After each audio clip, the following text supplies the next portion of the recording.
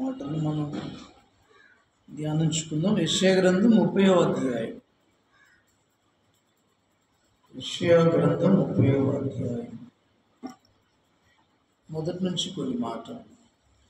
యెహోవాకు ఇదే లోబడిన పిల్లలకు శ్రమ, పాపములకు పాపము కూర్చుకున్నట్టుగా వారు నన్ను అడుగక ఆలోచన చేయుదురు. నా ఆత్మ నియమింపని సంధి చేసుకొందురు. వారు నా నోటి మాట విచారణ చేయక పరో బలము చేత తమను తాము బలపరుచుకొనుటకు ఐగుప్తు నీడను శరణుజొచ్చుటకు ఐగుప్తులకు ప్రయాణము చేయుదురు. ఫరో వలన కలుగు బలము మీకు అవమానకరమగును. ఐగుప్తు నీడను శరణుజొచ్చినట్లు వలన సిగ్గు కలుగును. యాకోబు వారి అధిపతులు సోయానులో కనబడినప్పుడు వారి రాయబారులు హనేసులో ప్రవేశించినప్పుడు వారందరూ తమకు అక్కరకు రాక ఏ సహాయమునకైనను ఏ ప్రయోజనమునకైనను పనికి రాక సిగ్గును నిందయు కలుగజేయు ఆ జనుల విషయమై సిగ్గుపడుదురు.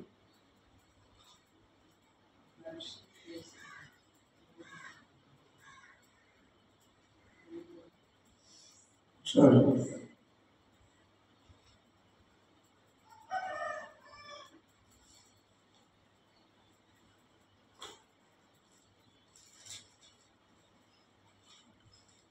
పరిశుద్ధులైన తండ్రి, ఈ వచ్చిన భాగాన్ని చేతులు ఇస్తున్నాను. కొద్ది మాటలు నాతో మాట మీ దాసు మాట్లాడుతున్నాను. ఆశ్చర్యకరమైన ఆలోచన శక్తి దాని గురించి ఈ మాటలు మాకు జీవాన్ని ఇస్తాయో మాటలు నా మాటలు మనం వేసి మీ మాటలు అందించండి. ఈ ఆత్మతో నింపండి. ఏమి లేని పాత్రలోనే వచ్చాక నిండైన పాత్రగా వేసినంత ఆదరణ దయచేయండి. ఆదరణ కావాల్సిన బిడ్డలకు నీ వాక్యపు ఆదరణ, నీ మాటల ఆదరణ సాగించండి. శీఘ్రతంలో మీరు శిష్యుని తగిన నోరు దయచేయండి. ఓడించు మాటలు దయచేయండి. గద్దించు మాటలు దయచేయండి. జీవమిచ్చే మాటలు దయచేసి మాట్లాడు. శిష్యుడికి తగిన నోరు దయచేయండి. ఉదయకాలమున మాకు వెలుగుతుంది దయచేయండి. ఈ మాటలు వినగలిగిన జీవులు ఆచరించగల మనసు దయచేయండి.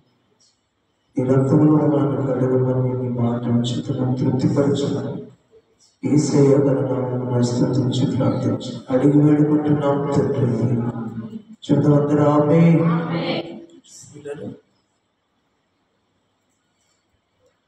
ప్రియమైన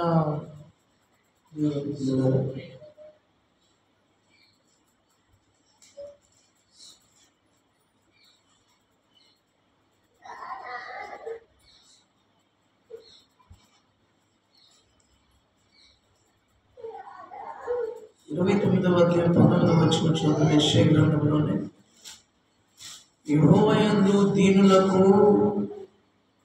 కలుగు సంతోషం అధికమగును. మనుషులలో బీదలు ఇశ్రాయేలు పరిశుద్ధ దేవుని యందు ఆనందించేది.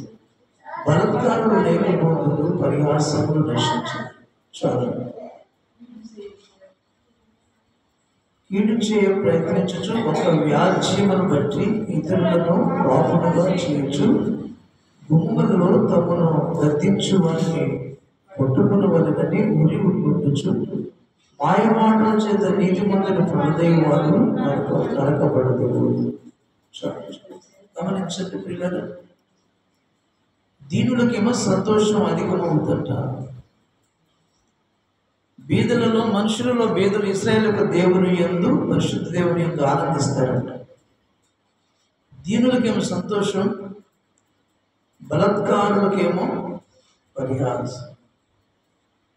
కీడు చేసేవాళ్ళను ఇంకేమనంటే గద్దించు వాడిని పట్టుకోవాలని ఉరి ఒడ్డాలని చూస్తారంట. ఎవరిని గద్దిస్తే వాళ్ళకి ఉరి అడ్డాలి. ఉరి అంటే వాళ్ళని బాధించాలని.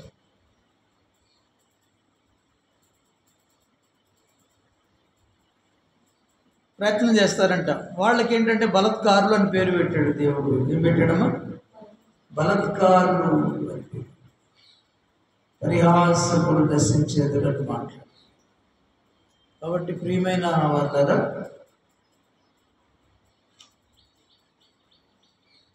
దీనులైతే అంట దేవునికి లోబడతారంట, దేవుని మాట వింటారు. దీనులకు దేవుడు ఉన్నతమైన స్థానం ఇస్తానంట.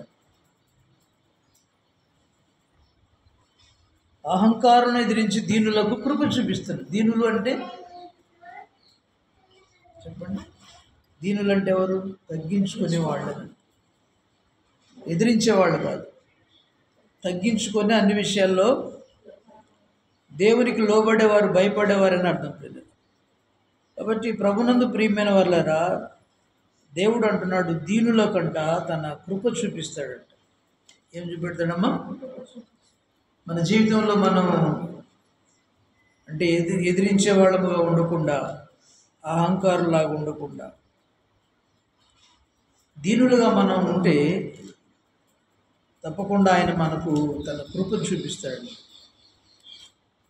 ఎవరైతే దీనులుగా ఉండకుండా అహంకారం చూపేవాళ్ళు ఉంటే వాళ్ళ యొక్క అహంకారులను దేవుడు అంటే ఎదిరిస్తాడండి. స్తోత్రం చెప్పండి. ఏం చేస్తాడంట? ఎదురు నిలబడతాడు. దీనులకేమో కృప చూపిస్తాడు. కాబట్టి దీనులను కృప చూపిస్తాడు ఒకటి.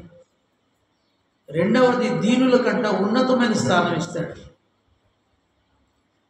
అవును కదా? ఏమిస్తాడంట? దీనులకు కృప అంటేనేమో అర్హత లేని వారికి అర్హతనిచ్చేది కృప. ఒకటి, దీనులకు కృప చూపిస్తాడు. ఏంటి కృప? కృప ఎలా చూపించాడు? ఎవరు చూపించాడంటే దావీదు. ఎవరు? గొర్రెలు కాచుకునేటువంటి గొర్రెలు కావు. ఈయన ఏం చేశాడు? రాజుగా ఏం చేశాడంట? ఇశ్రాయేల్ మీద, యూదా మీద, ఇశ్రాయేల్ దేశం మీద రాజునుగా. ఇది కృప. గొర్రెలు కాచుకునేవాడు ఎక్కడ? రాజసింహాసనం, రాజు ఎక్కడ? ఎవరైనా ఇస్తారా? ఎవరు దీనుల్ని సింహాసనం ఎక్కిస్తారమ్మా? అది కృప అంటే. అది దీన దశలో దావీదును దేవుడు జ్ఞాపకం చేసుకొని ఒక రాజుగా చేశాడు. ఎందుకంటే దావీదు దేవుని యందు భయభక్తులు కలిగి ఉన్నాడు. ఎవరంటే చెప్పమ్మా? ఏం కలిగి ఉన్నాడు? మన అన్నీ ఉన్నాయి కానీ భయభక్తులే లేవు. అన్నీ ఉన్నాయి, భయభక్తులే. దావీదు దేవుని యెడల భయభక్తులు కలిగి ఉన్నాడు. యథార్థవంతుడుగా ఉన్నాడు, నమ్మకస్తుడుగా ఉన్నాడు. తనకిచ్చిన పనిలో తనకు దేవుడు తన ఆత్మనిస్తే గొర్రెలు కాచుకుంటూ కూడా దేవుని స్తుతిస్తూ కూడా ఆరాధిస్తూ కూడా ఆరాధించేవాడు, ఆత్మవశుడయ్యేవాడు. దేవునికి స్తోత్రం. దావీదు దేవుని యొక్క హృదయానుసారుడు. దేవుని హృదయం ఎలాగుందో దావీదు హృదయం కూడా, అంటే దేవుని మనసు ఎలాగుందో దావీదు మనసు కూడా అలానే ఉందన్నమాట. అలాంటి వాడు కాబట్టి ఎప్పటి నుంచి? బాల్యదినం నుంచే, చిన్నతనం నుంచి దేవుడు అంటే ఆశ, ఆసక్తి, దేవుని ఆరాధించి స్తుతించి పాటలు పాడి దేవుని కనపరిచి ప్రార్థించి ఆత్మతో నింపబడేవాడు అని అర్థం. దేవుడు అంటే అంత ఇష్టం అన్నమాట. బాల్య దినంలోనే దావీదు చేసి గొల్లియాతుని ఎదుర్కొనే బలాన్ని కలిగి ఉన్నాడు. ఎంత బలం ఉండాలి? 6 మూల జారుల గొల్లియాతు బాలుడు, 15-16 ఏళ్ళ బాలుడు దావీదు. ఇంత చిన్న వయసులోనే గొల్లియాతు లాంటి శూరుని ఎదుర్కొనే ధైర్యం కలిగిన వాడు, ధైర్యశాలి. ఎవరిచ్చారా ధైర్యం? దేవుడు ఇచ్చాడు. స్తోత్రం. ఎవరిచ్చారంట? దేవుడే ఇచ్చాడు. కాబట్టి ప్రియులారా, అంతటి దేవుడు కోరుకున్నవాడు దావీదు. మరొక విషయం ఏంటంటే దేవుడు కోరుకున్నవాడు. దేవుడు ముందుగానే దావీదును కోరుకున్నాడు. సౌలునకు కృపను ఎడం చేసి సౌలు గర్విష్ఠిగా ఉన్నాడు. ఇతను కూడా దీని దశలో రాజుగా చేస్తే దేవుణ్ణే మర్చిపోయాడు, గర్వించాడు. ఈరోజు మనం కూడా అంతే. దీన దశలోనే బాగుంటాం. జబ్బులు వచ్చినప్పుడు, కరువు వచ్చినప్పుడు, ఖడ్గం వచ్చినప్పుడు, వేదనలు వచ్చినప్పుడు, బాధలు వచ్చినప్పుడు దేవుడి దగ్గర అయ్యా అయ్యా అయ్యా అని దీనులుగా ఎంతో గోజాడుతాడు. అంతే. ఇవన్నీ తీసేసి కొంత డబ్బు ఇచ్చాడు, కాస్త ఆస్తి ఇచ్చాడు, పరిస్థితి మనం మన స్థితి మార్పు. స్తోత్రం. అలా లేడు దావీదు. కాబట్టి ప్రియులరా, దావీదును కోరుకొని సౌలుకేమో దేవుని మాట వినలేదు, దేవునికి లోబడలేదు. రాజు అయిన వెంటనే సౌలు గారు దేవుని మాట వినలేదు, దేవుని లక్ష్య పెట్టలేదు, దేవుని సేవకు లక్ష్య పెట్టలేదు, దేవుడు చెప్పింది చేయలేదు. కాబట్టి త్రోసేసాడు, గర్వించాడు. అయితే దావీదైతే దేవుడు చిన్నప్పటి నుంచే భయభక్తులు కలిగి తగ్గించుకుంటూ ధైర్యం కలిగి ఉన్నాడు కాబట్టి, ఆత్మతో నింపబడి ఉన్నాడు కాబట్టి, దేవుడు కోరుకునే స్థితిలో ఉన్నాడు కాబట్టి, మనం కూడా దేవుడు కోరుకునే స్థితిలో జీవించాలి. అర్థమైందా? ప్రతిరోజు నీ దగ్గరకు వచ్చి కళల ద్వారా మాట్లాడి ధైర్యపరిచే స్థితి తెచ్చుకోవాలి. నీకున్న భక్తిని బట్టి దేవుడు నిన్ను కోరుకుంటాడు. నిన్ను కోరుకుంటే నీకు మంచి స్థానం వస్తుంది. నిన్ను కోరుకోవాలంటే నీవు దీన స్థితిలో ఉండాలి. తగ్గింపు, దీనత్వం అంటే సరే. కాబట్టి కృప అంటే గొర్రెలు కాచుకొని దావీదుని రాజును చేయటమే కృప. దేవునికి స్తోత్రం. మనము కూడా ఒకప్పుడు అన్యులు. మనం ఎవరంట? భారతదేశంలో ఉన్న అందరూ విగ్రహారాధన చేసేవాళ్ళు. దేవుడు అంటే తెలియని ప్రజలు, ఏది పడితే అది దేవుడు అనుకునేవాళ్ళు కదా. అవునా? రక్షణ లేని కుటుంబాలు మనవి. అయితే ఏం చేశాడు? తన కృపను చూపించి, మనం ఎంత ధన్యులు అండి. నిజదేవుడు మనల్ని వెతుక్కుంటూ వచ్చి అందరికి దొరకపోయినా మనకు దొరికి, నేను నిజమైన దేవుడు ఆయన, నన్ను ఆరాధించాను, నన్ను ఆరాధిస్తే మీకు నిత్యత్వం ఇస్తాడు, నిత్య రాజ్యం ఇస్తాడు, నరకం నుంచి తప్పిస్తానని తను తాను ప్రత్యక్షపరుచుకుని తను తాను వెదకిన మనకు దొరికాడంట. తట్టును మనకు ద్వారం తీసాడంట. ప్రత్యక్షతను కూడా ఇచ్చాడంట మనకు.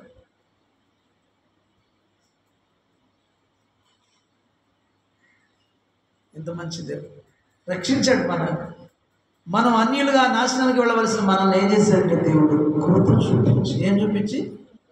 కృప. అంటే అర్హత లేదు, మనకు నరకానికి వెళ్ళాల్సిందే. మన పితరులు మనం అందరం చేసిన అన్నిటి పాపాలకి, నరక విగ్రహానికి, అన్నిటికీ మనం తెలియని స్థితులు, తెలియకపోయినా మనం చేసాం కాబట్టి అయినా నరకానికి వెళ్ళవలసిన వారిని. అయితే ఆయన వెతికి రక్షించి నరకం నుంచి విమోచించి నిత్య రాజ్యానికి పరలోకానికి వారసులుగా చేశాడు. అది కృప. దేవునికి స్తోత్రం చెప్పాలి. హల్లెలూయా. అది కృప అన్నమాట. అలానే దీన స్థితిలో ఉంటే దీనులకు ఆయన అంట తన కృపను చూపిస్తాడు, గర్వం చూపిస్తే అణిచివేస్తాడు. కాబట్టి ఇప్పుడు గర్వము చూపకుడి, కొమ్ము ఎత్తకుడి అంటాడు, గర్వపడకుడి అంటాడు కదా. గర్వాన్ని అణిచివేస్తాడు. కాబట్టి ఇప్పుడు కూడా మనం అలాగ ఉండకూడదు. ఉన్నా లేకపోయినా అన్ని విషయాల్లో దీనులుగా ఉండాలి. దేవుని స్తోత్రం. కాబట్టి దీనుల కంట ఏం దొరుకుతుందంట? సంతోషం. దీనులకు ఏం దొరుకుతుంది? దీనులకు సంతోషం అధికమగును. మనుషులలో బీదలు ఇశ్రాయేలు యొక్క పరిశుద్ధ దేవుని యందు ఆనందించేది. మనం ఎవరిలో ఆనందించాలి? దేశ యందు దేవుని యందు ఆనందించాలి. దేవునికి మహిమ కలుగును కాదు. కాబట్టి ఒకటి, దీనులకు కృప చూపిస్తాడు. రెండవది, దీనులకు ఉన్నతమైన స్థానం ఇస్తాడు. ఏమిస్తాడమ్మా?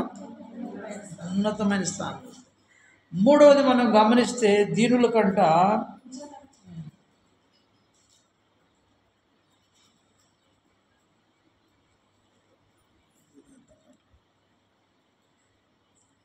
దీనుల ఎడలంట తన దృష్టి ఉంచుతాడంట. ఏం చేస్తాడమ్మా?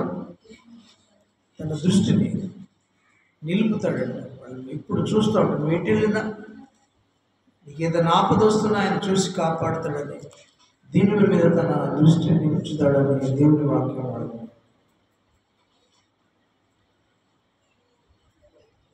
దీనులను రక్షణతో అలంకరిస్తాడంట. ఇంకొక వచ్చినప్పుడు మనం గమనిస్తే ఏం చేస్తాడంటమ్మా? దీనులను రక్షణతో అలంకరిస్తాడంట. దీనులను లేవనెత్తుతాడంట. ఏ స్థితిలోనూ పడిపోయినా ఆ స్థితిలోంచి మనల్ని దేవుడు లేవనెత్తుతాడంట. దేవునికి స్తోత్రం చెప్పండి. చెప్పాలి గట్టిగా హల్లెలూయా. కాబట్టి ఈ రోజున ప్రశ్న వేసుకుందాం, దీనుల వల్లే ఉన్నామా, బలత్కారులాగా ఉన్నాము? బలత్కారులేమో దేవుని యొక్క శాపానికి పాత్రలు అవుతారంట. దేవునికి వాడు ఏం చేస్తారంటే లేకపోతే బలత్కారం లేకపోతులు పరిహాసం నశించిపోతారు. కాబట్టి ప్రశ్న వేసుకోవాలి, ఇంకా కీడు కల్పించాలనే ఒక వ్యాజ్యమును బట్టి ఇతరులకు పాపులుగా చేయొచ్చు, గుమ్మములలో తమను గద్దించు అని పట్టుకొని వారిని గురి ఉంటుచు మాయ మాటల చేత నీతిమంతులు పడగొయ్యి వారు నరకపడుతురు. దేవుని స్తోత్రం. ఈ బలత్కారులు ఏం చేశారంటే దీనులను ఒడి తరుముతారంట. ఎవరన్నా నేను గద్దిస్తుంటే వారి మాట వినరంట. వాళ్ళని పట్టుకోవాలని వాళ్ళని ఉరి ఉడుతారు. వారికి ఏమవుతుందా? ఉరి అంటే చంపటం, చంపాలనిపిస్తారు. వాళ్ళు నశించిపోతారని దేవుని లేఖనం ఉంది. ఏం భయపడాల్సిన పని లేదు.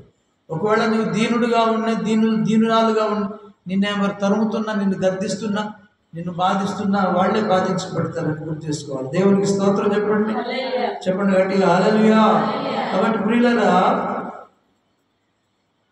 ఈ రోజున దీనులు అంటే ఎవరంటే దేవుని మాటకు లోబడేవారు. 30వ అధ్యాయం 1వ వచనంలో యెహోవా వాక్కు ఇదే, లోబడని పిల్లలకు శ్రమ, పాపమును కూర్చుకున్నట్లుగా వారు నన్ను అడగక ఆలోచన చేయరు, నా ఆత్మ నియమింపని సంధి చేసుకుందరు. అది విషయం ఏంటంట, దేవుడు యెహోవా వాక్కు అంటున్నాడు. యెషయా భక్తుడు ప్రత్యక్షమైనటువంటి దేవుని యొక్క వాక్కు. లోబడనల్లని పిల్లలకు శ్రమ అంటే ఎవరికి శ్రమ అమ్మా? చెప్పండి, నాకు చెప్పండి, ఎవరికి శ్రమ? ఎవరైతే దేవునికి లోబడరో వాళ్ళకి శ్రమే. శ్రమ కాదా? శ్రమ మామూలుగా కాదు. నాకు ప్రభువారు నేను రక్షణ పొందిన తర్వాత, ప్రభుని ఫాలో అవుతున్న తర్వాత, ఆయన సేవకు రమ్మన్న తర్వాత నేను వచ్చాను. ఉద్యోగం మానేసి వచ్చిన తర్వాత ఒక రాత్రి కాలంలో ప్రార్థన చేస్తుంటే ప్రభువారు ఆ దర్శనంలో నాకు చూపిస్తున్నాడు, పలానా ఊరు అని చూపిస్తున్నాడు. ఆ ఊరు వెళ్ళాను. ప్రభు నన్ను నేను ఎక్కడ చేయాలి, ఏం చేయాలని అడిగాను. రమ్మన్నా వచ్చాను, నా పని ఏంటి, నేనేం చేయాలి, ఎక్కడ చేయాలని అంటే మాట్లాడి దేవుడు ప్రస్ఫుటంగా మాట్లాడి పలానా గ్రామానికి వెళ్ళమన్నాడు. ఏం చేయాలి మరి నేను? మరి ఏం చేయాలన్నా? వెళ్ళాలన్నా దేవుడు చెప్పినట్టుగా వెళ్ళిపోవాలా లేదా? వామ్ము, నా వల్ల కాదు ప్రభు, ఆ ఊరు వెళ్ళలేదు నేను. అది ఫ్యాక్షనిజం, నక్సలిజం. అసలు ఆ ఊరు ఎంత భయంకరమైన ఊరు అంటే చెప్పనలుగా దాన్ని వర్ణించడానికి కూడా పదాలు కూడా చాలు, అంతటి భయంకరమైన. నరుకోవడం, చంపుకోవడం,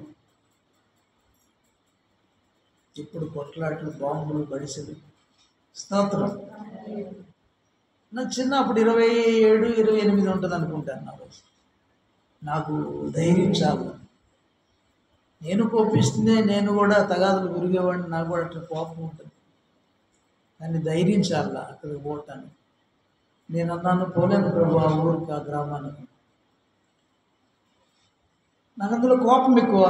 నా మీదకి ఎవరు వస్తే నేను కూడా ఉడుకుతా, నా వల్ల కాదు. నాకు ఒకటి నర్సరాబాద్ ఇచ్చాడు, మాచర్లు ఇచ్చాడు. సేవ ఉంది. ఏముందంట, నేనే ప్రభు దయవలన నర్సరాబాద్లో ఒక మందిరం కట్టాను, 2 మందిరాలు కట్టాను. మాచర్లో కూడా ఒక మందిరాన్ని రీబిల్డ్ చేశాను. ఇది ఎంత పడిపోతే దీన్ని మళ్ళీ కన్స్ట్రక్షన్ చేశాను, పైన గొప్ప అంతా మళ్ళా యాసిడ్ మొత్తం వర్క్ అంతా చేయించాను. నేను ఇంకొక బ్రదర్ కలిసి. నాకు ఈ పరిచర్యలోనే చాలనే ప్రభు, ఆ ఊరు ఎక్కడ వెళ్తాను అనుకున్నాను. స్తోత్రం. వెళ్ళలేను ప్రభు. ఈ సిటీ పరిచర్య, మాచర్లు నర్సరాబాద్ సిటీ పరిచర్య. మా మాట వింటారు, సేవకులు మాట వింటారు. ప్రజలు పల్లెటూరు పరిచర్య వాళ్ళ మాటలు మేము వినాల్సింది. స్తోత్రం. అర్థం అట్లా అక్కడ పోలేదని ఈ ఊరు పల్లెటూరు పరిచర్యకు పంపించాడు. అక్కడికి వెళ్ళలేదని ఎంతకాడికి తిరుగుతున్నానని సిటీలలో మళ్ళా పోలేపల్లి ఆత్మకు పట్టించాను. ఇక్కడ అర్థమవుతుంది ట్రైనింగ్ అంటే ఏంటో, దేవుని ట్రైనింగ్ అంటే ఏంటో ఇక్కడ అర్థమైంది. ఇక్కడ ఆత్మకూరులో అర్థమైంది. ఎందుకంటే ఎక్కువ స్థిరపడి ఇక్కడే చేశాను కాబట్టి, ఆత్మకూరులో ఇక్కడ పరిచయం చేశాను కాబట్టి ప్రజలు ఎలా ఉంటారు, నువ్వు ఎలా ఉండాలి, ట్రైనింగ్ అంటే ఏందనుకున్నారా? నా ట్రైనింగ్ అంటే అని చెప్పేసి భౌతిక సంబంధం ట్రైనింగ్ కాదు, వాళ్ళు డబ్బులు తీసుకుని ట్రైనింగ్ ఇస్తారు. అన్నం పెట్టి ట్రైనింగ్, పాట నేర్పుతారు, 4 పాటలు నేర్పుతారు, 4 వాక్యాలు ప్రసంగాలు నేర్పుతారు. అది కాదు ట్రైనింగ్ అంటే. ఇది అసలైన ట్రైనింగ్. స్తోత్రం. కాబట్టి ప్రభునందు ప్రియులారా, ఆయన చెప్పాడు, నేను వెళ్ళలేదు, వెళ్ళన్నాను, నా వల్ల కాదు, ఇంకొకరిని పంపించుకొని నాకు ఈ 2 పరిచయలు చాలు అనుకున్నాను. స్తోత్రం. ఆయన మాటకు లోపడిపోయేళ్ళకి ఏమైందంటే ఆ పరిచర్య పోయింది, ఈ పరిచర్య పోయింది. అయితే నేను జాబ్ చేస్తున్నాను కాబట్టి మా తెలిసిన బ్రదర్స్ని దాంట్లో ఏర్పాటు చేశాను సేవకులుగా. వాళ్ళు స్వార్థప్రియులై, నేను రిజైన్ చేసి వచ్చేళ్ళకి వాళ్ళు స్వార్థప్రియులయ్యాలకి అవి కూడా వదిలేయాల్సి వచ్చింది. అవి కూడా 3 మందిరాలు పోయింది పరిచయం. నేను ఏదో ఒక మందిరం నాకు దొరుకుద్దులే అనుకున్నా. కట్టింది నేను కదా, కష్టపడింది నేను కదా, ఆత్మలు సంపాదించింది నేను కదా. కానీ ఒకటి కూడా నాకు స్వార్థప్రియులకే ఇవ్వాల్సి వచ్చింది. నేను తగాదాలు ఆడలేక, సరే మీరే చేసుకోండి అనేసాను. దేవునికి మహిమ కలుగునుగా. కాబట్టి ప్రియులారా, దేవునికి లోపడలేదు కాబట్టి, దేవుని మాట నేను వినలేదు కాబట్టి, నాకు ఉన్నాయి కదా అనుకున్నవన్నీ పోయింది. అట్లా నేను లోబడకపోతే శ్రమ. దేవుని మాటకు లోబడాలి, దేవుడు చెప్పింది చేయాలి. యోనాని పిలిచాడు దేవుడు. యోనా, ఆ పట్టణం పరిస్థితి బాగలేదు, నువ్వు వెళ్ళి సువార్త ప్రకటించన్నాడు యోనాతో.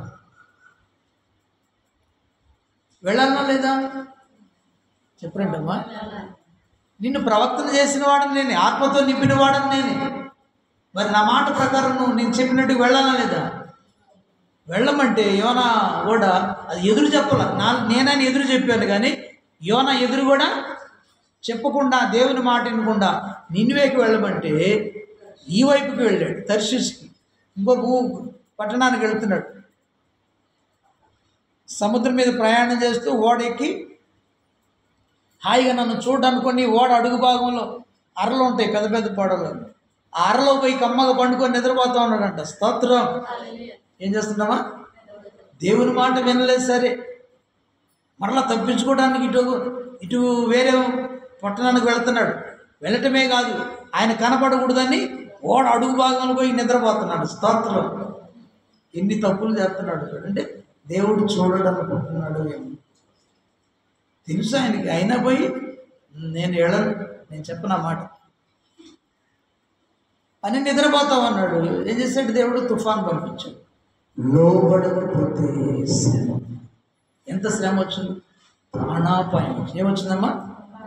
చావు వచ్చింది, మరణం వచ్చింది. బాగా తుఫాన్ పంపించాడు సముద్రం మీద, గాలి తుఫాన్. నావని ముంచేస్తామన్నాయి, సరుకులన్నీ పడేశారంటే దాంట్లో ఉన్న 250 మంది. ఏం చేసేది లేక సరుకులన్నీ దాంట్లో పడేస్తా ఉన్నారండి, సముద్రంలో పడేస్తాం, తేలిక ఉద్యమం. ఆ తుఫాన్ ఆగుద్దేమని వాళ్ళ దేవతలకు, దేవుళ్ళకి అందరికి ప్రార్థన చేస్తూ ఉన్నారంట, మొరపెడతా ఉన్నారంట. అయ్యా వాళ్ళు కాపాడు.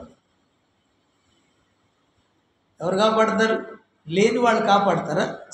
ఉన్నవాడికేమో చేయలేం మనం కదా. ఉన్న దేవునికి సరైన భక్తి చేయలేం, విశ్వాసం ఉంచలేం, జాగ్రత్తగా లోబడలేం, ఆయన మాట వినలేం. కాబట్టి లేని వాళ్ళకి వాళ్ళు ప్రార్థన చేస్తున్నారు. ఎవరు ఆలకిస్తారు? మధ్యలో సముద్రము, తుఫాను, గాలి కదా నావను ముంచేసే పరిస్థితికి వచ్చింది. ఎవరు ఆలకించేవారు లేనే. ఆ నావికుడు ఒకసారి కిందకి పోయేళ్ళకి అడుగు బాగా నిద్రపోతూ ఉన్నాడంట. ఒక అరలో నిద్రపోతూ ఉంటే అప్పుడు ఆ ఓడ నావికుడు పోయి నిద్రపోతా ఒక దైవజనుని అన్యుడు తిడుతున్నాడు. నిద్రపోతా, నేను తుఫాను వచ్చి చచ్చిపోయే పరిస్థితికి వస్తుంటే నువ్వేంది ఇట్లా నిద్రపోతున్నావు? లేచి నీ దేవునికి ప్రార్థన చేయి, ఒకవేళ కాపాడుతాడేమో అని వాళ్ళకి దిగ్గున లేచిన చూడంగానే తుఫాన్ నావంతా మునిగిపోయే పరిస్థితికి వచ్చి అప్పుడు అర్థం చేసుకున్నాడు, లాభం లేదు, వీళ్ళందరూ బ్రతకాలంటే నేను చాలు. స్తోత్రం. ఏమనుకున్నాడు? వీళ్ళందరూ బ్రతకాలంటే నేను ఎంత మంచి డెసిషన్ తీసుకున్నాడు. అది తీసుకోకపోతే ఇష్టంతో పాటు అందరూ కూడా చచ్చిపోయావు. కాబట్టి వీళ్ళైనా మీరు బ్రతకాలంటే మేము చావాలి. స్తోత్రం. ఏం కావాలి? మీరు బ్రతకాలి, రక్షించబడాలి, దీవించబడాలంటే సేవకులు చెప్పు. ఆత్మీయ శారీరకంగా మరణమైనా ఇంకా వర్ధిల్లుతారు. ఒక విత్తనం భూమిలో వేస్తే అది చనిపోయిన తర్వాతనే విస్తారంగా ఫలిస్తుంది. క్రీస్తు మన కోసం చనిపోయి తిరిగి లేచినందువల్లనే ప్రపంచం అంతా ప్రభువు నమ్ముకుంది. దేవునికి స్తోత్రం. విస్తారంగా ఫలించింది అనమాట. అలానే మీరు బ్రతకాలంటే మేము ఆత్మీయంగా, శారీరకంగా, మానసికంగా చచ్చిపోయి బ్రతకాలి, బ్రతికించాలి. ఈ రోజున సేవకులు మేము చావట్లేదు. స్తోత్రం. మిమ్మల్ని కోసుకొని ఏం చేస్తున్నాం అంటే కోసుకొని తింటున్నామంట. చూస్తారా? హెస్కేలు గ్రంథం చూడండి. హెస్కేలు గ్రంథం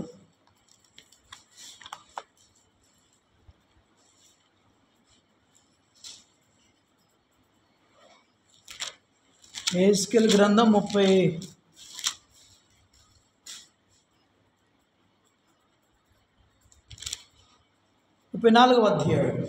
హెస్కేలు గ్రంథం 34వ అధ్యాయం. త్వరగా 4 వచనం చదువమ్మా. మరియు యెహోవాకు నాకు ప్రత్యక్షమై ఇలాగ సెలవిచ్చును, నరపుత్రుడా, నరపుత్రుడా, ఇశ్రాయేలుల కాపరులను గురించి, ఎవరి గురించి అంట? ఇశ్రాయేలుల కాపరులను గురించి ఈ మాట ప్రవచింపుము. ఆ కాపరులతో ఇట్లను ప్రభువు యెహోవా సెలవిచ్చినదేమనగా, ఏం చేస్తున్నారంటే కాపరులు తమ కడుపు నింపుకొని. ఇశ్రాయేలు కాపరులకు శ్రమ. ఎవరికి శ్రమ? ఇందాక లోబడిన వారికి, ఎవరైతే దేవునికి లోబడరో వారికి శ్రమ తప్పదు. ఇక్కడంట కాపర్లు కూడా లోపట్లేదంట. ఏం చేస్తున్నారంట? వీళ్ళు ఏం చేస్తున్నారు? తమ కడుపు నింపుకొని కాపర్లకు శ్రమ. మొన్న ఒక ఇళ్ళమ్మడి తిరగట్లేదు పాస్టర్ గారు, మీరు అంటున్నారు. ఏం చేయాలో నాకు అర్థం కాదు. విజిటింగ్ అంట. ఏదో నెలకు ఒకసారి, సంవత్సరానికి 6 నెలలకు వస్తారంటే పర్లేదు. నాకు వీలు కాలేదు కాబట్టి అసలు అది కూడా రావట్లేదు. నాకు ఎవరన్నా పిలిచి ఇంట్లో బాగలేదా అంటే ప్రార్థన చేసి వస్తుంది. అది క్రమశిక్షణ, దేవుని శిక్షణ. లేకపోతే నా అంతటి నేను ఆత్మలో దేవుని మీ బాధలు చూసి దేవుడు నన్ను పంపిస్తే వచ్చి నీ ఇంట్లో ప్రార్థన చేయాలి. అది క్రమశిక్షణ. ఈ పాస్టర్ లాగా ఇళ్ళమ్మటి తిరిగి రోజు ఒక మాకు పాస్టర్ గారు ఉన్నాడులే, నా ఎదుటి వాడు కనిపించాడు కానీ లోకం మొత్తం అదే తీరు. విజిటింగ్గా మీ ఇళ్ళకు వచ్చి నీ పెట్టింది తింటా, కడుపుకు నింపుకుంటున్నారు కాపర్లు అంటున్నాడు. ఏమన్నాడు? ఏమంటున్నారమ్మా? కడుపు నింపుకుంటున్నారంట కాపర్లు. ఇంకా చదువుతాను అక్కడ అక్కడ త్వరగా. కడుపు నింపుకొని కాపరులకు శ్రమ. కాపరులు గొర్రెలను మేపవలను కదా. ఏం చేయాలంట? గొర్రెలను మేపవలను కదా. మీరు క్రొవ్విన గొర్రెలను వధించి ఏం చేస్తుంది చెప్పండిగా. మేము మీకోసం చావాల్సి వస్తే చావకుండా, మా కోరికలను చంపుకోకుండా, మా ఆశలను చంపుకోకుండా, మేము కోట్లు కట్టిస్తా, మేము డబ్బులు సంపాదిస్తా, టిప్పు టాప్గా కార్లు వేసుకొని, షూలు వేసుకొని, టైలు వేసుకొని, టక్కులు వేసుకొని గొప్ప పాస్టర్లు అనిపించుకుంటా తిరుగుతూ ఉంటే అది పరిచర్య. వాళ్ళని పెద్ద పాటర్లన్నీ వాళ్ళమ్మ దొరుకుతారా?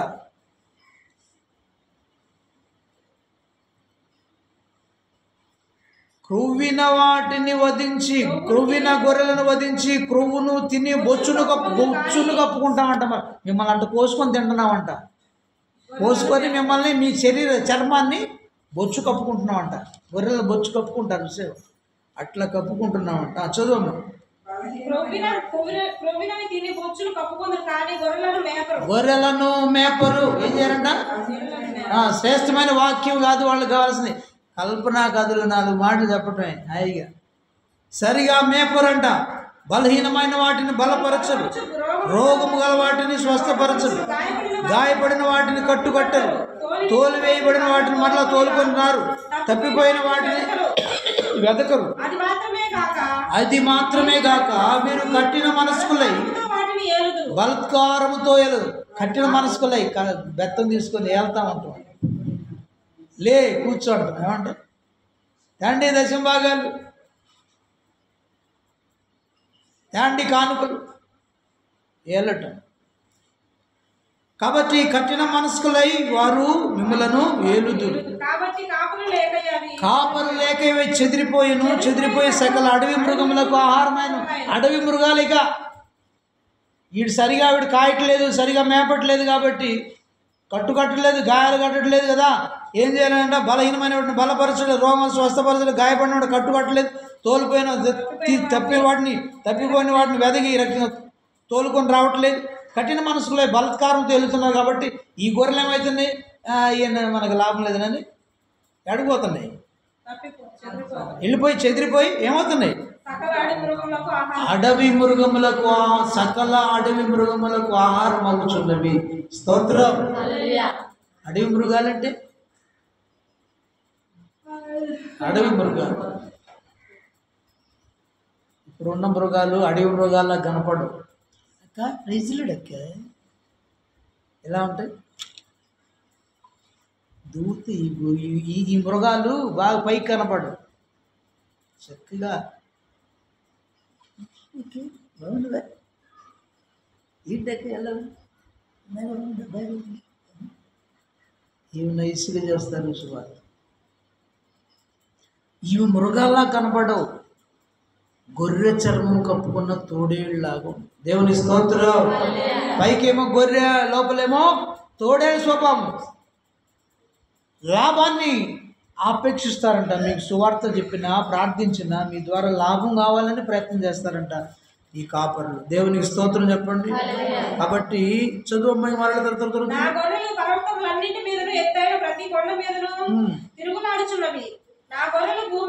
చెదిరిపోయి వాటిని వచ్చి విచారించేవాడు ఒకడును, వెదకువాడు విచారించేవాడు లేడు, వెదకువాడు లేడు.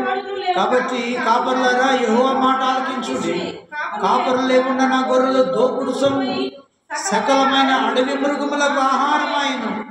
కాపర్లు నా గొర్రెలను విచారింపరు, తమ కడుపు మాత్రమే నింపుకుందరు కానీ గొర్రెలను మేపరు. ఇదే యెహోవా. కాబట్టి కాపర్లు యెహోవా మాట ఆలకించుడి, యెహోవా మాట ఆలకించుడి. దేవునికి స్తోత్రం. స్తోత్రం చెప్పండి. కాబట్టి ఏమనుకుంటున్నాడు ఈ కాపరి? నేను దేవుని మాట వినలేదు కాబట్టి దేవుడు కోపాన్ని పంపించాడు, సముద్రం మీద తుఫాను పంపించాడు. ప్రజలందరూ ఈ నావలో ఉన్న 250 మంది కూడా చనిపోయే పరిస్థితికి వచ్చారు. కాబట్టి ఇప్పుడు డెసిషన్ తీసుకున్నాడు యోనా. ఏమని? నేను చచ్చిపోతేనే వీళ్ళు, స్తోత్రం, నేను చనిపోతేనే వీళ్ళు బ్రతుకుతారు, లేకపోతే నాతో పాటు వీళ్ళందరూ కూడా చనిపోతారు. కాబట్టి నేను చనిపోవాల్సిందని డిసైడ్ అయిపోయి ఇక లేదు, దేవుడు చంపుతాడు అందరిని. కాబట్టి వాళ్ళతో అన్నాడు, అయ్యా మీరు బ్రతకాలంటే నన్ను పడేయండి సముద్రంలో. అదిందయ్యా నీ మాట, నువ్వు ఆయన మాట వినకపోతే నువ్వు తుఫాను సముద్రాన్ని ఇట్లా లేపాడే, నిన్ను చంపితే మమ్మల్ని ఏమంటాడో ఆయన అంటున్నారు వాళ్ళు. ఆ దేవునికి భయపడుతున్నారు వాళ్ళు. లేదు లేదు లేదు, దయచేసి నా మాట వినండి, నన్ను సముద్రంలో పడేయండి, నాకేమవ్వదు, మీరు బ్రతుకుతారు, తుఫాన్ ఆగిపోద్ది అని చెప్తే కాసేపు అంట వాళ్ళు తెడ్లు ఇస్తారంట. బలంగా ఆ గాలికి ఎదురుగా ఎట్నైనా తీసుకెళ్ళాలని నావని తెడ్లు వేస్తూ ఉన్నారంట. ఎక్కువ అవుతూ ఉందండి. ఇంకా తట్టుకోలేక వాళ్ళందరూ పట్టుకొని ఏం చేశారు? సముద్రంలో పడవేస్తే వీళ్ళరా అప్పుడు వెంటనే సముద్రంలో యోనా పడిన వెంటనే తుఫాను, సముద్రము నిమ్మళమైపోయింది. గాలి ఆగిపోయింది, సముద్రం ఆగిపోయింది, తుఫాను ఆగిపోయింది కదా, వర్షం ఆగిపోయింది. భయపడిపోయారు దానిలో ఉన్న ప్రజలు. స్తోత్రం. ఓడలో ఉన్న 250 మంది భయపడ్డారు, దేవునికి బలులు అర్పించారంట. తర్వాత దేవుని నమ్ముకున్నారని అర్థం, బలులు అర్పించారంట వాడు. కాబట్టి ప్రభునందు ప్రియమైన వాళ్ళదా, దేవుడు మా పక్షాన్ని ఉంటే మీరు కూడా భయపడాలి దేవునికి. మీరు భయపడలేదంటే మా పక్షాన్ని దేవుడు లేడున్నారు. మీరు రక్షణ పొందాలంటే మేము కాలిపోవాలి, కరిగిపోవాలి అన్ని విషయాల్లో, ఆకలికి, ఆత్మీయంగా, ఆర్థికంగా. కాస్త బాధలో మాకు మీరు రోజు పని చేస్తే నేను ఒక 500 తెచ్చుకుంటేనే ఇల్లు గడవట్లేదు. అవునా? చెప్పరేంటమ్మా? వారానికి 6 రోజులు పని చేస్తున్నారు, కొంతమంది 7 రోజులు కూడా చేస్తూనే ఉన్నారు. సంవత్సరం పొడవునా వ్యవసాయం చేస్తూనే ఉంటారు, చేసేవాళ్ళు అన్ని పనులు చేస్తూనే ఉంటారు. మీకే అప్పులు గడవదు. మరి మీరు వేసే ఆ 10 రూపాయల కానుకతో మేము ఎట్ట బ్రతకాలి? కష్టం కదా? అలా మేము కాలిపోతున్నాం, వాటి ద్వారా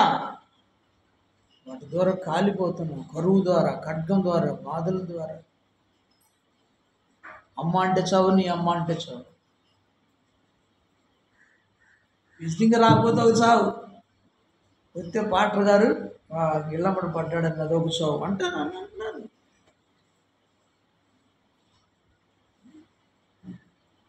ఇంటింటికి తిరగవద్దు కుక్కలాగా అన్నాడు వాక్యంలో. వేస్తే చూపించబడ్డారు తనుడు. శిష్యులను పంపిస్తా, మీరు ఇంటింటికి తిరగొద్దు. ఏ ఇల్లు యోగ్యమైందో ఆ ఇంట్లో మీరు బస చేయండి. ఎన్ని రోజులు ఉంటారో అక్కడ బస చేయండి. ఆ ఇల్లు యోగ్యమైనదైతే దాని మీదకి సమాధానం నిలిచి ఉంటుంది. ఆ ఇంట్లో వాళ్ళు పెట్టింది తినండి. వారి కోసం ప్రార్థన చేయండి. ఆ రోగులైతే వాళ్ళని స్వస్థపరచండి అని అధికారం ఇచ్చి పంపించాడు. ఇంటింటికి తిరగొద్దు మీరు కుక్కల్లాగా. దేవుని మాట వినాలన్నా మీ విజిటింగ్ మాట, మీ మాటలు వినాలి. నా మీద అలగటం, మళ్ళా రాకపోతే ఒక సావు, వస్తే ఒక సావు. నీకు బాధ ఉన్నప్పుడు అయ్యా పాస్టర్ వచ్చింది ప్రార్థన చేసిపోయా, ఇంట్లో బాధను చెప్పలేవా? నువ్వు అంత ఇష్టరాలు అయితే, నీవే దేవుని కోరుకున్న వ్యక్తిగా దేవుడు నువ్వు ఉంటే నీ గురించి నాతో మాట్లాడతాడు. ఆ ఇంటికి వెళ్ళి ప్రార్థన చేసిరా అంటాడు. వస్తాను నేను, నాకు అనుభవం ఉంది, నన్ను అలా పంపిస్తాడు. ఒక పెద్ద పాస్టర్ గారికి జబ్బు వస్తుందంట, మళ్ళా దేవుడి మాట వెనక.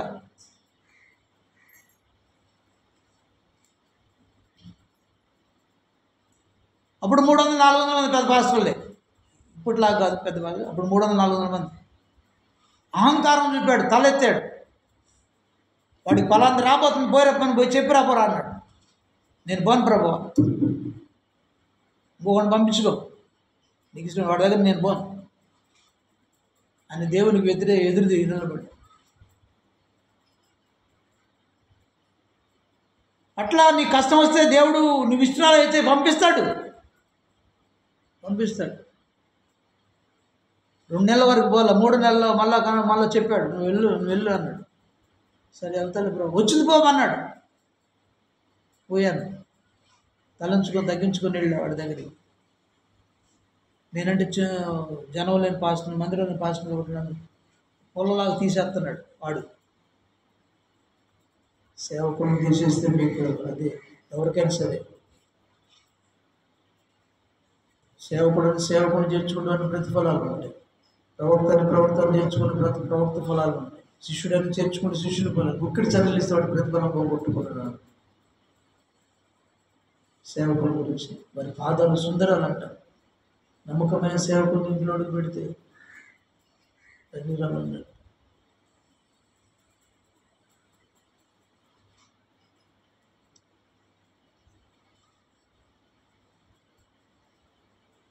దేవునికి మహిమ కలుగునుగా. స్తోత్రం చెప్పండి, హల్లెలూయా. కాబట్టి సేవకులు మేము చచ్చి బ్రతకాలి. మీ మాటలు, మీ క్రియలు, మీ మాట వినని తనం, మీరు మార్పు లేకుండా బలాల్లో చేయవేయటాలు, మీ స్థితిని బట్టి మేము నొచ్చుకొని చస్తూనే ఉంటాం, చచ్చి బ్రతుకుతూ ఉంటాం. ఎందుకంటే ఒక ఆత్మ, ఒక చెట్టు పుష్పిస్తూ కాపు కాస్తే యజమానికి సంతోషమా లేదమ్మా? మీ దగ్గర కొద్ది గొప్ప మీరు ఇచ్చేటువంటి అర్పణ తింటున్నానంటే, మీరందరూ ఫలిస్తే, ఉజ్జీవించబడితే, దేవుడికి ఇష్టంగా బ్రతుకుతుంటే నాకెంత సంతోషం. ఇప్పుడు ఆయనే ఉంది, ఈ మధ్యగా చక్కగా పాటలు పాడుతుంది. సరే, మార్పు చెంది కొంత రక్షించబడి చక్కగా పాటలు పాడుకుని నాకు హ్యాపీగా. రక్షించబడి మళ్ళా ఏది కూడా ఫలాలు లేకపోతే ఎలా ఉంటుంది యజమానికి? అలానే కాబట్టి ప్రియులే, మాకు కూడా మీరు ఫలిస్తూ ఉంటే, వృద్ధి చెందుతూ ఉంటే, అన్నిటిలో శారీరకంగా, ఆత్మీయంగా, ఆర్థికంగా మీరు వృద్ధులుతుంటేనే నాకు సంతోషం కలుగుతుంది. లేకపోతే యజమానునికి సంతోషం ఉన్నట్లు మాకు కూడా సంతోషం నొచ్చుకుంటూ బ్రతకాలి. కాబట్టి ప్రభునందు ప్రియమైన వాళ్ళరా, దేవుడు చెప్పిన మాట వినలేదు. నా ఉన్న 2-3 సేవలు పోయింది. ఇంకా అటు ఇటు స్వార్థికులు అమ్మడి తిరుగుతూ ఉంటే శ్రమ వచ్చింది. నాకు లోబడినందు వలన యోనాకు శ్రమ వచ్చింది, మరణం వచ్చింది. నాకు ఇంకా అనేకసార్లు డెత్ వస్తానేమో, సరిగా లోబడినందు, సరిగా మాట విన్నందులో డెత్ వస్తానేమో, అనేకసార్లు తప్పిస్తానేమో. కాబట్టి యోనాకు కూడా దేవుని మాటకు లోబడలేదు, దేవుని మాట చేయలేదు. కాబట్టి యోనాకు కూడా మరణాపాయాలు వచ్చినాయి. పాతాళంలోంచి, చేప గర్భంలోంచి అంట, నాయన నీ యొద్ద రక్షణ, నీ యొద్ద కృప దొరుకుతుంది అని దేవుని కృప కోసం వేడుకున్నాడంట. అప్పుడైనా అవకాశం ఇచ్చాడు ప్రార్థించడానికి, పశ్చాత్తాపడటానికి. కాబట్టి ప్రభునందు ప్రియమైన వాళ్ళగా లోబడకపోతే శ్రమే దేవునికి. ఎవరికి? ఇప్పుడు నీ యజమానికి లోబడు అనుకో, భర్తకి, యజమానికి ఎదురు తిరుగుతున్నావు అనుకో, ఆయనకు తాగుబోతూ ఎదురు తిరుగుతున్నావు, ఏం చేస్తుంది? శ్రమ వస్తుందా? ఇంకా హ్యాపీగా ఉంటారా? ఒళ్ళు పోనం, ఇల్లు వెళ్ళ, ఒళ్ళు వెళ్ళ, స్తోత్రం. అది వాడు తాగి వచ్చాడు అనుకుందాం, ఈ కర్మ అనుకో, నువ్వు లోబడి మెలకుండా నీ పని నువ్వు చేసుకుంటా అన్న పెట్టమని ముద్దు పెట్టావు అనుకో, ఒళ్ళు బాగానే ఉంటుంది, ఇల్లు కూడా తర్వాత అయినా మార్పు చెందుతాడు నీ ప్రవర్తన బట్టి. తన పిల్లల యొక్క ప్రవర్తనను బట్టి వాక్యము లేకుండానే భర్తలను దేవుని దగ్గర నడిపించవచ్చు అంట. నీ ప్రవర్తన అంతకుముందు తగాదాడేదానివి, అంతకుముందు తిట్టేదానివి, అంతకుముందు ఇంకొక రకంగా ఉండే భర్తతో, ఇప్పుడు అన్ని విషయాల్లో ఆయన తిడతానా కొడతన్నా మౌనంగా ఉన్నాం అనుకోండి, ఏసై చూసుకుంటాడు అన్నా అనుకోండి, అమ్మో నా భార్య మారిపోయింది రా, ఇది నేనేమై ఆమెనంటే నాకు దెబ్బ అని తెలుసుకుంటాడు, దేవుని దగ్గరకు వస్తాడు. దేవునికి స్తోత్రం. చెప్పండి చెప్పండి హల్లెలూయా. కాబట్టి ప్రియులరా, దీనుడిగా ఉంటే నీవు సంతోషిస్తావు, ఆనందిస్తావు ఆయనలో. బలత్కారుడువై గర్విష్ఠువైతే, లోబడకపోతే శ్రమలు వస్తాయి. లోబడిన వాళ్ళని ప్రజలకు శ్రమ శ్రమ శ్రమ. చదువు అక్కడ లోబడి యెషయా 35 వచ్చి నేను ముగిస్తున్నాను. యెహోవాకు ఇదే లోబడిన పిల్లలకు శ్రమ, పాపమునకు పాపము కూర్చున్నట్లుగా వారు నన్ను అడగక ఆలోచన చేయదు. దేనికి వీళ్ళు లోబడలేదంటే పాపమునకు పాపము కూర్చుకున్నట్లుగా. మనుషుడు పాపానికి పాపాన్ని ఒకటి కూర్చుకుంటున్నాడు, ధనాన్ని కూర్చుకుంటున్నాడు కదా. వారు నన్ను అడగక ధనాన్ని కూర్చుకుంటున్నాడు, బలాన్ని కూర్చుకుంటున్నాడు, బలగాన్ని కూర్చుకుంటున్నాడు, అన్నీ కూర్చుకుంటున్నాడు, సమకూర్చుకుంటున్నాడు. పాపాన్ని కూడా కూర్చుకుంటున్నాడు. ఒక పాపమా? ఒకటికి ఒకటి. దావీదు ఒక పాపం చేశాడు, ఆ తర్వాత ఏమైంది? ఆ పాపం చేసినందువల్ల ఏమైందంటే తన భర్తను కూడా చంపాడు. రెండో పాపం. అర్థమైందా? ఒక పాపానికి ఒక అదే కూర్చుకుంటుంటుంది. అర్థమైందా? కలిసి వస్తూ ఉంటుంది. సిగరెట్ తాగుతుండేనా, మందు తాగుతున్నాడు, మాట వరుసగా అనుకున్నాను, తాగుబోతుంది. నేను కూడా ఒకప్పుడు తాగుబోతుండేది, అందుకే చెప్తున్నా. మందు తాగుతున్నా, మందుతో పాటు ఏం చేస్తాం? Cigarette, captain cigarette. మా టైంలో క్యాప్టెన్ సిగరెట్ అనేది పెద్దది. ఇది తాగాలి. ఇంకో వాడేమంటాడు మళ్ళా, రే జబరదస్త్ నేను ఏం కిల్లి అంటది బాబా, కిల్లి ఆ కిల్లు. మళ్ళా ఒకటికి ఒకటి పాపం పెరగటమే తప్ప తరిగేది. ఇంకా అక్కడి నుంచి బయటకు వస్తాడు, వాడితో తాగాదు వీడితో తాగాడు కాబట్టి వాడికి తెలియదే తెక్కెక్కి ఉంటుంది కదా. బజార్లో లేదా అటు చివర కలిసి ఆ పందిలాగా ఎండపడి ఉంటాడు ఒకడు మొత్తం ఎక్కి. ఒకటి పాపాన్ని కూర్చుకుంటున్నారండి. ఇప్పుడు డబ్బు కూర్చుకున్నట్టుగా పాపాన్ని కూర్చుకుంటూ, అట్లాగా పాపాన్ని ఎలాగా ఒకటికి కూర్చుకుంటున్నారో అలానే అంట వీళ్ళు ఏం చేస్తున్నారంట, వారు నన్ను అడుగక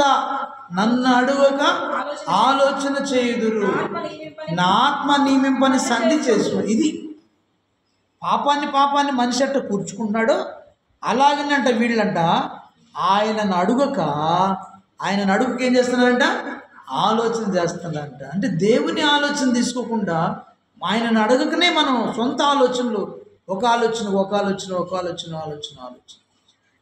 అడుగక ఆయనను అడగట్లేదంట పిల్లరా, అడుగక ఆలోచన చేయుదురు చేయుదురు. నా ఆత్మ నియమింపని సంధి, చేసుకోండి. స్తోత్రం, నా ఆత్మ నియమింపని సంధి చేసుకుంటారంట. అర్థమైందా? అంటే శత్రువులతో దేవుని ఆత్మ నియమింపని సంధి అంటే దేవుడు మన సమాధానపరచకపోయినా మనమే సంధి చేసుకుంటాం. ఎవరితో? తాగుబోతుడితో సంధి. స్తోత్రం. తిరిగిపోతుడితో సమాధానం కలుపుకుంటారు అన్నమాట. అలాగా ప్రియులరా, ఇతనితో సహవాసం చేయటం నీ ఇష్టమైన ప్రభువా అని అడగాలి. స్తోత్రం. అది సంధి చేసుకోండి. దేవుని ఆత్మను అడగటం అంటే వదినా ఒకడు నా దగ్గరకు వచ్చి దగ్గర మనమ్మటి ప్రార్థనకు వస్తూ ఉన్నాడు. వాడు ముస్లిం సాయిబు. ప్రార్థనకు వస్తూ ఉంటే నాకు సంతోషంగా ఉంది. వాడు ఫ్రెండ్, మా క్లాస్మేట్ ఫ్రెండ్. వీడు వాడు నమ్ముకున్నందుకు ప్రభా నీకు స్తోత్రం అయ్యా, నీకు ఆనందిస్తూ ఉన్నాను. వీడు చూసాడు, ఒక 3-4 నెలలు వచ్చాడు. 4వ నెలలో వచ్చి నా దగ్గరికి అయితే డబ్బులు కావాలిరా, ఒక 20,000 అన్నాడు. ఆ నెలకి మనం ఏందనుకున్నావు? లేని కోటీశ్వరులు. స్తోత్రం. ఉద్యోగం ఉందిగా, నీలాంటి దగ్గర వచ్చి తల్లి నాకు 20,000 కావాలి మాకు అర్జెంట్ అని. నీకంటే ఎక్కువైందన్నా. నేను అనుకున్న దేవుని బట్టి ఇస్తున్నాను అనుకున్న. ఉట్టిదే నా ఉద్యోగాన్ని బట్టి ఇచ్చారు అప్పు. ఇప్పుడు అప్పు ఇచ్చేవాడు కూడా స్తోత్రం 20,000 ఇచ్చా. తీసుకొని పోయాడు. వాటికి మళ్ళీ ఓసారి వచ్చాడు. అట్లా ఇచ్చాక ఈ వడ్డీలు పెరిగిపోయింది. సరే ఏమైనా ఓ రోజు కూర్చొని ఏంది ప్రభా సాయం చేయమన్నావని నేను సాయం చేశా. స్తోత్రం. దేవుడిని అడుగుతున్నా. ఏమంటున్నా? ఇట్టున్నారా? వెళుకున్నారంటున్నా? ఏమో. స్తోత్రం చెప్పడం చేయట్లేదు. హల్లెలూయా.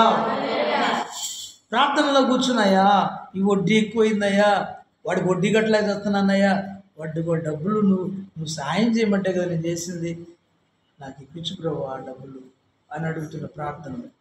అప్పుడు దేవుని ఆత్మ అంటుంది, నన్ను అడిగిచ్చావా? స్తోత్రం. మరి ఇచ్చేటప్పుడు వాడు అవసరం అన్నాడు. మరి నేను మాట్లాడటం నీకు తెలుసు కదా, నన్ను అడగాలి కదా. ఇవ్వమంటావా వద్దని నా దగ్గర విచారణ చేసావా? ఆత్మని మించిన సంధి చేసుకున్నావా? ఆత్మను అడగకుండానే నువ్వు ఆలోచన చేసుకున్నావు. ఏదో సహాయం కావాలని నువ్వు సహాయం చేద్దాం అనుకున్నావు. నీకుంటే ఇవ్వు, అప్పెందుకు చేసి ఇచ్చావు అన్నట్టుగా ఆత్మదేవుడు మాట్లాడుతున్నాడు. గుండెలు పగిలిపోయి నువ్వు సాయం చేయవాయిగా నేనే అవి రావు. స్తోత్రం. ఏమన్నాడు? అమ్మయ్యను కూడా రావు అంటున్నాడు. ఇంకెందుకు వస్తుంది? రాలే. 15-16 ఏళ్ళు, 5 వయసులు రాలి. 20కి 20, 20కి 20, 60 చక్రవడ్డీ కట్టి తీసుకుంటూ వాడి దగ్గర నా దగ్గర 20కి 20 3 సంవత్సరాలకి, మళ్ళా 3 ఏళ్ళకి 40కి 20, 60, ఆ తర్వాత 60కి 60. డబ్బులు లేవు ఇవ్వటానికి, వాడికి వడ్డీ తీర్చడానికి. దేవుడు నియమింపని సంధి చేసుకుంటామంట. దేవుడిని అడగకుండా ఆలోచన చేస్తామంట. ప్రతి దానిలో కూడా దేవుడిని అడగాలి. ఆయన మాట్లాడే దేవుడు. ఆయన అడిగి ఆయన దగ్గర సంధి చేసుకోవాలి. ఆయన చెప్పిన మాట విని ఆలోచన అడిగి అడుగు వేయాలి. స్తోత్రం. చెప్పండి హల్లెలూయా. ఒక దినాన్ని స్థలం తీసుకుంటున్నా. దేవుడిని అడిగా. నాకు తెలుసు కాబట్టి ఆయన మాట్లాడే దేవుడు అని ఆయన స్థలం కోసం అడిగాను. వింటున్నారా? స్తోత్రం చెప్పండి. అయ్యా ఈ స్థలం తీసుకోమంటావా అని ప్రార్థనలు అడిగాను. ఉపవాసం ఉండి, నాకు అవసరం ప్రభా, కాస్త ఇల్లు వేసుకుంటాను, అద్దెలు భరించలేకపోతున్నాను, ఈ స్థలం తక్కువగా అమ్ముతున్నారు, తీసుకోమంటావా ప్రభు అని అడిగాను. అడిగితే ఆయన అన్నాడు, కళ్ళలో చెప్తాడు. ఒకసారి దర్శనంలో చెప్తాడు, లేదా ఆయన చెప్పకపోతే నువ్వు నిద్రపోతున్నప్పుడు కళ్ళలో చెప్తాడు. ఆయన మాట్లాడే విధానం అది. కళలో నా కుమారుడు అది వద్దు, నీకు అది మంచిది కాదు, నీకు నువ్వు అప్పులు దిగిపోతావా అని ప్రస్ఫుటంగా మాట్లాడు. ఇప్పుడు ఏం చేయాలి మనం? ఏం చేయాలి? నేను దేవుని మాటకి లోబడాలి కదా. దేవుని మాటకి లోబడకుండా ఏం చేశాను? సరే ఒకసారి అడిగాను, మౌనంగా ఉన్నాను. వద్దంటున్నాడు లేదు అనుకున్నా. వీళ్ళు నాన్న వచ్చి, మా ఆవిడ వాళ్ళు, నా క్లాస్ రూమ్ వాళ్ళు నాన్న వచ్చి, అది తక్కువ ఇస్తుంటే స్థలం వద్దంటారేంది మీరు అన్నాడు. దేవుడు వద్దంటాడా? స్తోత్రం. చెప్పండి, ఏమన్నాడు? వాళ్ళకి ఏం తెలుసు దేవుడు? వాళ్ళు మాట్లాడే విధానం వాళ్ళకి తెలియదు కదా. వాళ్ళు దండం పెట్టుకుని రావటమే కదా వాళ్ళ పని. ఒక చిప్ప నాకు, ఒక చిప్ప నీకు అన్నట్టుగా దండం పెట్టుకొని ₹1 ₹10 అడేసి రావటమే. కానీ వాళ్ళు మాట్లాడితే వాళ్ళకి తెలుసా? నేను దేవుడు వద్దన్నాళ్ళే మాయ అంటే దేవుడు వద్దంటాడా అన్నాడు. సరే, ఆయన దారి ఆయన పోయాడు, నా దారిని పోయాడు. నేను డ్యూటీకి పోయాలకి ఇంట్లో ఉన్న డబ్బులు అడ్వాన్స్ ఇచ్చాడు. ఈయన పోయి తీసుకెళ్ళి ఏం చేశాడు? ఒక 5,000 అడ్వాన్స్ ఆ స్థలం వాడికి ఇచ్చాడు. మరలా నేను పోయి వచ్చేసరికి ఏమంటుంది, మా నాన్న స్థలానికి అడ్వాన్స్ ఇచ్చాడు. అయ్యో, దేవుడు వద్దంటే మళ్ళీ మన స్థలాన్ని తీసుకుంటే ఎట్లా? దేవుడు మాట్లాడే విధానం మనిషికి తెలియదు కాబట్టి దేవునితో సంధి చేసుకోవటం, దేవుని యొక్క ఆలోచన అడిగే స్థితి మనకు లేదు కాబట్టి శ్రమల పాలవుతాం. లోబడలేదని అర్థం. ప్రియులరా, ఇక మరలా కూర్చొని ప్రార్థన చేశా. అయ్యా తీసుకోమంటాం అంటే ఈ దెబ్బ తెప్పించాడు కళ్ళలో. అది నది ప్రక్కన ఉంది, నన్ను కొట్టుకొని పోతావు, నువ్వు పొంగితే నది వస్తే కొట్టుకొని పోతావు, ఉండవు అన్నాడు. కళ్ళలో చూపించాడు దాని భావం. అయ్యో ఏసయ్య నాకు వద్దే వేస్తాలో పోతే పెందిలే అనుకున్నా. ఒక వారం తర్వాత మా మాయ మరలా వాళ్ళని తెలుసుకొచ్చి దానికి డబ్బులు కట్టించాడు. వద్దంటానేమన్నా మరలా దేవుడನ್ನು కాసేపు ఆగమని ఆయన పక్కన పెట్టి డబ్బులు కట్టి స్థలం రాయించుకున్నాను. దేవుని మాట విన్నట్ట ఆత్మ నియమింపని సంధి మనం చేసుకున్నట్టు, ఆత్మను అడుగక సంధి చేసుకున్నట్లే కదా. ఆత్మను అడుగక ఆ విషయంలో వాళ్ళతో రాజీపడి స్థలం కోసం మనం దేవుని మాటకు లోబడకుండా వ్యతిరేకించినట్లే కదా స్థలం తీసుకున్నాను. అయిపోయింది. మళ్ళా పోయి హిజ్కియా గారి కనుక మందిరంలో ఆ లెటర్ పరిచి దేవుని మందిరంలో పరిచి ప్రార్థన చేసినట్టుగా ఈ మోతిబరి గారు ఆయన ఇచ్చిన వాళ్ళ రాజు డాక్యుమెంట్స్ ఉంటాయిగా, అగ్రిమెంట్లు, అవి తీసుకొని మందిరం నువ్వా స్థలం ఇచ్చినందుకు వందనాలు అంటున్నా. స్తోత్రం. ఏమంటున్నాను? నువ్వా స్థలం ఇచ్చినందుకు వందనాలు. స్తోత్రం. అంటే దేవుని యొక్క ఔన్నత్యం ఎరగక, దేవుని యొక్క శక్తియుక్తులు మనకు తెలియక, దేవుని యొక్క బలం మనకు తెలియక మనం తొట్టుపడుతూ ఉంటాం. దేవుని యొక్క గొప్పతనం ఎరగనప్పుడు మనం ఊరికిన తొట్టుపడతాం. వాడు ప్రార్థన చేస్తూ ఉంటే అప్పుడు అన్నాడు, సరే నా కుమారుడా, మంచివాడు నాయన, ఎంత మంచి కుమారుడు అయ్యా, ఒకసారి బాగా చూడు నాయన. ఏమన్నాడు? ఒకసారి చూస్తూ ఉండు, ప్రార్థన గట్టిగా చెయ్యి. ప్రార్థన చేస్తా ఉన్నా, ప్రభు ఇచ్చినందుకు స్తోత్రాలు. మనోనేత్రాలు తెరవబడ్డాయి. ఆ స్థలం కనబడుతూ ఉంది. ఆ స్థలంలో ఏమేమి ఉన్నాయో అన్నీ చూపెడతాం. ఏం జరగబోతుంది. ఒక అర్ధగంట సేపు స్క్రీన్ మీద చూసినట్లుగా ఆ ప్రార్థనలో చూస్తూ ఉన్నా. ఆ స్థలం అంతా చూస్తూ ఉన్నా. ఆ స్థలంలో ఉన్న శక్తులను చూస్తున్నా. ఆ స్థలంలో ఉన్న కావులను చూస్తున్నా. ఆ స్థలంలో ఉన్న మరణపు దూతను చూస్తున్నా. ఆ స్థలంలో ఉన్న అన్ని ఏంటంటే అసలు చెప్పలు అన్నీ కనపడతా ఉన్నాయి. కళ్ళు తెరుపు లేకుండా కనపడతా ఉన్నాయి. ఏం చేద్దాం? ఇప్పుడు లోబడకపోతే, నా మాట వినకపోతే, నన్ను అడుగుక నువ్వు ఆలోచన చేస్తే, నీ ఆలోచన ప్రకారం వెళితే కష్టమే, శ్రమే. ఇక ఏడవడం మొదలు పెట్టయ్యా ఏసయ్యా నాకు పొరపాటు అయింది. చస్తారు మీరు అన్నాడు. దాంట్లో మీరు ఒకళ్ళు చచ్చిపోతారు అని కూడా అన్నాడు. అవును, పొరపాటు అయింది ఏసయ్యా. ఇంకేం ఏసయ్యా, నువ్వు లోపడలేదు కాబట్టి నీకు శ్రమే.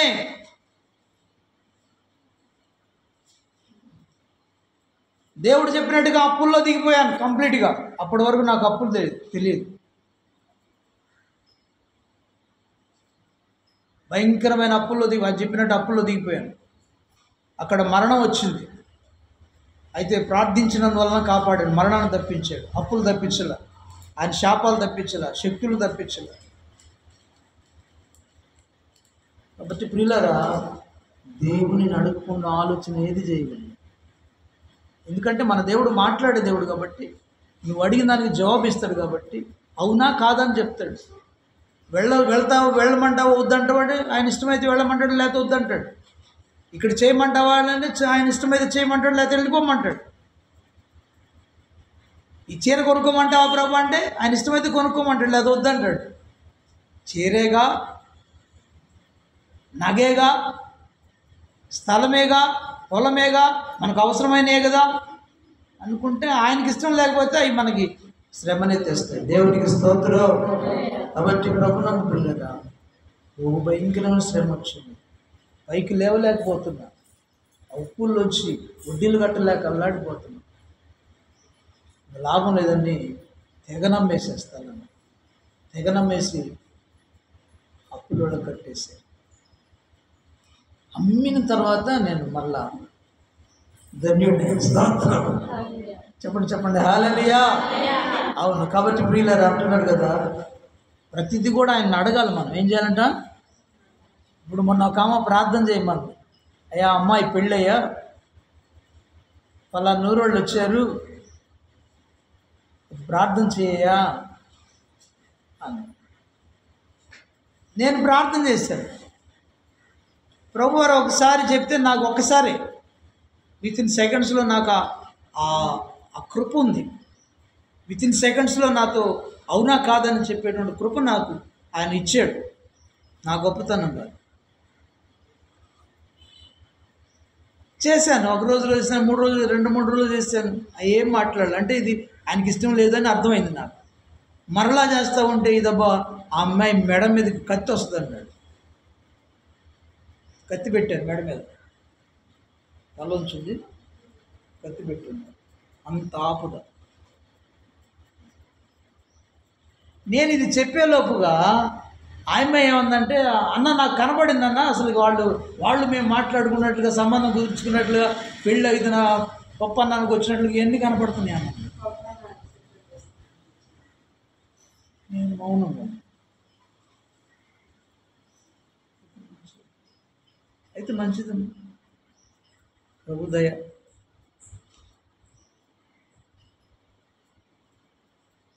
ఇక వాళ్ళు ఒకటే చెప్తున్నారు, అసలు భలే మంచి సంబంధం అంట, వాళ్ళు బాగున్నారు, వాళ్ళ డబ్బులు బాగున్నాయి, వీళ్ళు బాగున్నాయి. అసలు ఈ పిల్లేమో అమాయకురాలు.